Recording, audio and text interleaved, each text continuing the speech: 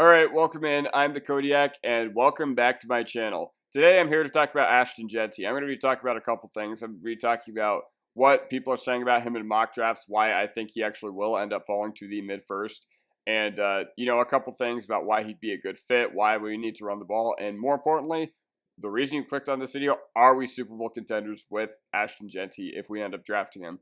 So, I just want to mention a couple things. First of all, leave a like if you enjoy, subscribe if you're not already. You can always wait until the end. Hopefully, I'll have earned it. My comment question of the day is, who is your favorite Broncos running back of all time? So, drop your thoughts in the comment section down below. I obviously got to go with the Colorado native, Philip Lindsay. I know that he wasn't the most spectacular running back for us, but last Broncos running back to hit 1,000 yards in a season was Philip Lindsay. So, yeah, follow me on Twitter if you like what I have said on here, at Kodiak Broncos.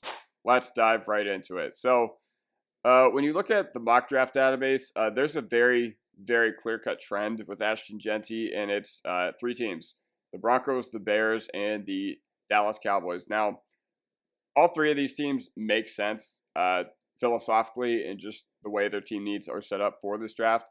But Mel Kiper, who's probably the most connected and plugged in and tapped in, as the kids call it today, guy within the NFL draft landscape, in his first mock draft, he had the Broncos selecting Ashton Jeanty. I know that Broncos country really wants Tyler Warren, and I am still in the camp that if Tyler Warren is there at number 20, I would rather have him over Jeanty just because I think he would mean more to our offense. But here's some reasons why I think Jeanty will end up falling to the mid-first. So there are just very rare fits above us to where it makes sense to actually pull the trigger. And in large part of that is due to the fact that this class is very deep on the offensive line. It's very deep at corner, and it's very deep at wide receiver.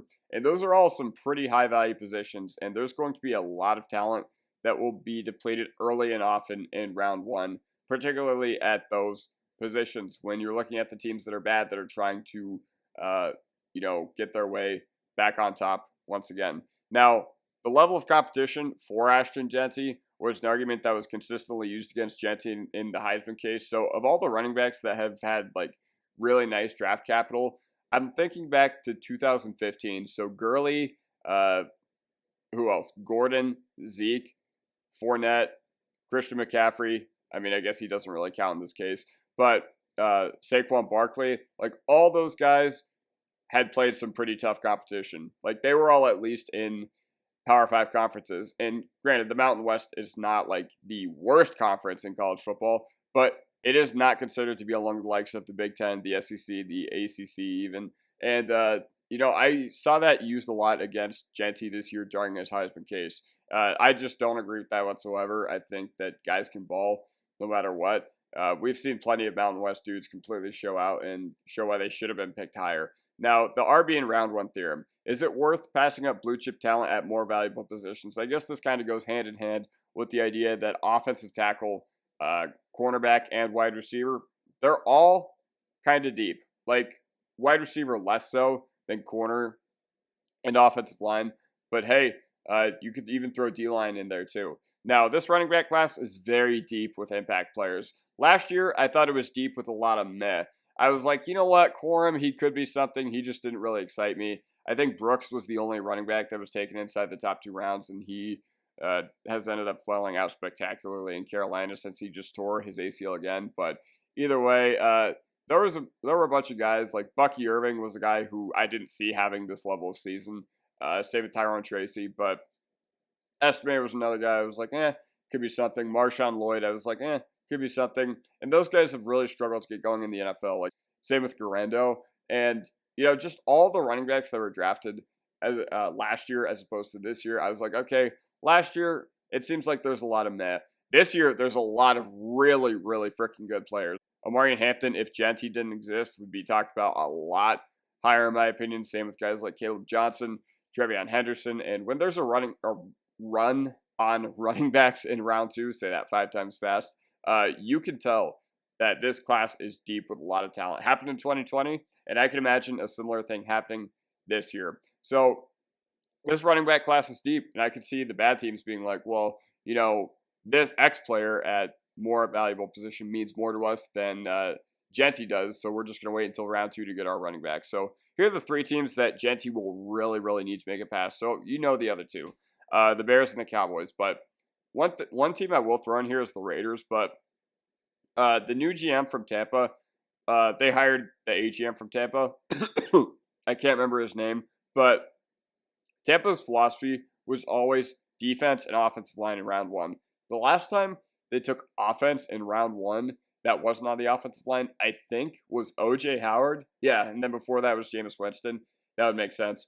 But yeah, I just don't see the Raiders going with this. I think the Tampa GM got a front row seat to Atlanta and saw what it would be like to just use a bunch of draft capital, high draft capital on a bunch of skill position players and then wait too long to get your quarterback to the point where you didn't maximize all that talent in your offensive ecosystem. Now, Bears. Since the Lions 2 years ago used very, very surprising draft capital at the time on Jahmyr Gibbs, a lot of people are saying that Jeanty could go to the Chicago Bears. Now, one caveat I have with that whole plan is that they don't have their knuckles yet. They don't have the guy who wins with speed like they had, like Ben Johnson had in Detroit with David Montgomery. But the trenches on both sides of the ball absolutely suck. And the trenches in this year's draft are both really deep on both positions, offensive line and defensive line. So I could see the Bears drafting Jeanty, but ultimately I think that they would really, really need to shore up the offense around Caleb. The Bears have 4 picks in the top 100 this year, and with everything that happened this past year, I just don't see them using one of those on, or a top 10 pick on a running back. I think they're going to wait until third round or so. And the Cowboys, they are suddenly a cap-strapped team, and they might look towards wide receiver, offensive tackle, and edge in the first round because, okay, you just had 2 of your division rivals make the NFC Championship. Does a running back make the difference on a team that's absolutely littered with holes? I mean, maybe he does. You know, you got to make the most out of Dak's contract while he's still around and while he's still giving you high-level play. Because you look at the Cowboys without Dak this year, just absolutely pitiful. But a lot of that is due to their offensive line. A lot of that, you know, you have to maximize the talent around him. You might need another receiver to complement CeeDee Lamb. So, yeah, that's the way that a lot of Cowboys fans are feeling right now. And every team, 13 through 19, that could have their eye on Ashton Jeanty just does not make sense due to the way their team is set up and how their roster is set up. But there is a catch. So if a team truly does have like a top 5 grade on Jeanty or even has him graded as the best player in the class, even if they are sitting at 17 like the Bengals will be, and, you know, they don't have an immediate need for a guy like Ashton Jeanty, they're still going to take him. Like, that's the catch that comes with this whole, like, idea that he might fall. Now, here are some other teams that have a running back need above the Broncos. I think if the Giants were to draft Jeanty and they would use top 3 capital again on a running back when the team is in nowhere near a position to do that, I think that would be pretty rough for them, and I think that fans would want the front office in prison for life. Now, the Jaguars, ETN had a horrible year, and Liam Cohen might want his fully upgraded Bucky Irving, and you know what? I could see this actually winning them the AFC South because that division is so weak, but either way, I think giving T-Law and Brian Thomas Jr. a run game does make a lot of sense in theory. I think they just need to flat out stack more blue chip talent, which is why I don't think this happens, but they do have a running back need. Now, 49ers, Christian McCaffrey is on his last leg, and Jeanty seems like a running back Shanahan would fall in love with because he likes his dual threat guys. Like last year with Jordan Mason, they were a less effective offense, even though Mason was a better runner than CMC and Garendo both last year. The fact that Garendo and CMC could both catch passes did a lot for the offense in general, and I think that Shanahan would like to have that element of running back in his backfield. Now, the Steelers, they're letting Najee walk, and this is a reroll on a first-round running back, but they need a receiver more, and I'd be very surprised if they weren't penciled in for Emeka Egbuka right now. So, what does Jeanty add to this offense? So, Jeanty adds an absolute super freak mega weapon for Bo Nix and Sean Payton. He would solve so many problems. Like, a lot of the problems we saw this past year was, number one, our running backs were just leaving plays on the field. Too many times we didn't hit a hole. Too many times we just couldn't break that one extra tackle that would have been absolutely monumental for the offense to keep churning and keep the wheels going. But the screen game, the lack of running back vision, lack of running back receiving threat, all that is fixed with one simple pick at the 20th slot in the NFL draft. Now, Jeanty is also one of the best pure playmakers we've seen at this position. And when was the last time we had pure playmakers? Like, yeah, we had Philip Lindsay making some things happen, but, we had Javonte running dudes over, but were they actively, like, rack threats? Were they actively yak threats? Like, no, they weren't. And honestly, I think Jeanty, since he had one of the best tackle breaking seasons of all time, I'm actually pretty sure it was the best tackle breaking season of all time. That would add such a great element to the offense because you get him in space and you get a guy you can trust to break a tackle in space. That would just add so much for us. It would add a lot of possibilities to Sean Payton's play calling sheet, and it would just open up the offense so much for other dudes like Sutton, like Mims. Whatever route we go in the tight end room, I think that would do really, really well for them as well. And Jeanty's just a special player. He takes a hit, and he does not lose an ounce of speed. I think he's Kamara, a more stocky Kamara with an even better stiff arm. Like, that's how I feel about Jeanty as a prospect, and that's how strongly I would feel if the Broncos were to draft Jeanty at number 20. So here's why the Broncos need a run game. So serious teams are not throwing on all 4 downs anymore.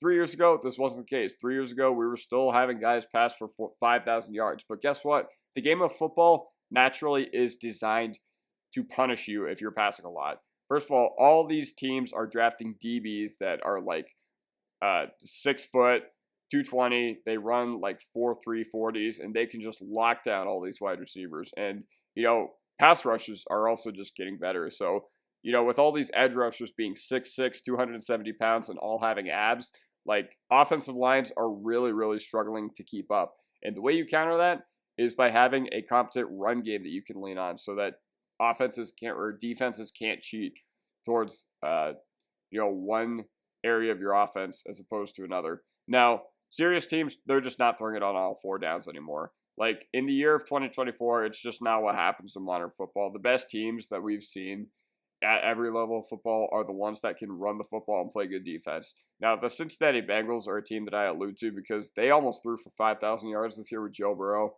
I think he had a 41-9 touchdown interception ratio, and they went 8-9. Like, had they been able to control the clock a little bit more in those clutch game situations, like, they probably would have made playoffs. And guess what? I'm not here to blame Joe Burrow. I'm not here to sit here and say that he didn't have a phenomenal year, because that is the exact opposite. And I would just be blowing smoke up your ass because he had an incredible year.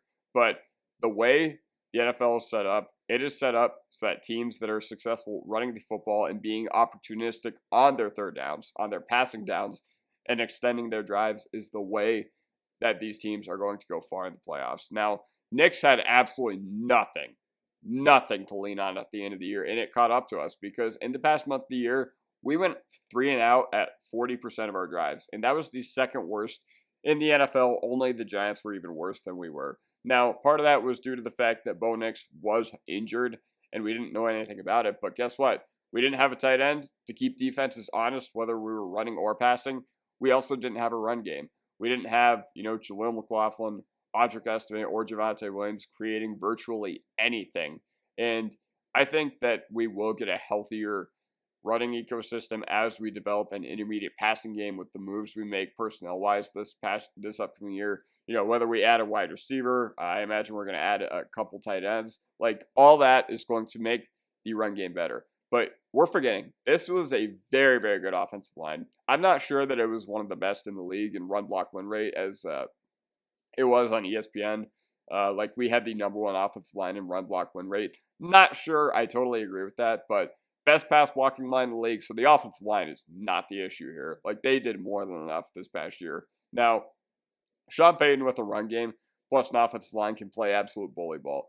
I think back to 2017, I think it was like week 11, where it was Saints versus Bills. And this was like one of the first games that I watched start to finish that didn't involve the Broncos because the Broncos were completely nosediving that year. And I was really, really interested in following Drew Brees and the New Orleans Saints. And one thing that really stuck out to me was I remember Ingram and Kamara, like, they ran the ball 14 straight plays for like a 95-yard drive, and the Bills could do nothing about it. So that was just straight up bully ball. That is something that the Saints have been able to do in the past. I would love for the Broncos to be able to humiliate some of our division rivals like that. So does Ashton Jeanty make us a Super Bowl contender? I mean, to be determined, I would say no right now. We have too many other holes to fill. We don't have a safety. We don't have a tight end. We don't have an inside linebacker. And guess what? All these are going to get solved this offseason, I'm sure. I'm sure with the Sean Payton and George Payton magic, we will see all of these solved this upcoming year. And then we just go from there. And see how we can sustain our roster. And is Jeanty our current best get-rich-quick option? I think so. And what I mean by this is I think Warren would be like a better 3-4 year pick because I think he would add a lot more to the offense and maximize Bo Nix's rookie contract. But if we're thinking like win the division next year, 2 years from now, and hopefully finally dethrone the Kansas City Chiefs, this would be the way to do it. This would be the way to do it. This would be the fastest way to do it. Now, teams in the AFC who are still better than us, even with Ashton Jeanty, KC, Buffalo, Baltimore, and the Chargers. I put the Chargers on there because, quite frankly, they swept us. They're better than us, even if we add Ashton Jeanty, just due to the fact that, yes, Jeanty really, really would have helped us in that Thursday night game and that game early on. But Harbaugh, he plays bully ball, much like I want Sean Payton too. The Chargers, they're always a team that's going to have a lot of talent, and Harbaugh football is just timeless. Like, defensively, they do so many good things with Jesse Minter as their defensive coordinator. So as of right now, I do think the Chargers are better than us. Now, you're going to look at the teams that I think we're better than, like Houston, and you're going to be like, well, 3 weeks ago, Houston beat the Chargers. And I'm just like, yeah, that's not invalid, but listen, I still think the Chargers are a better football team, and I predict them to have better success next year. But even with Jeanty, who are we better than? So Houston, Cincinnati, Miami, and Indianapolis. These were the teams that were kind of on the outs this past year in the AFC playoff picture. So talking about Cincinnati, I just don't know what's going to happen with T. Higgins. I don't think he's going to come back since this is going to be his one chance to chase a bag after, kind of teasing us the past 2 years. It just remains to be seen how they actually do with, trying to revamp their defense. I don't think we're that much better than them, but I do think we're better than them.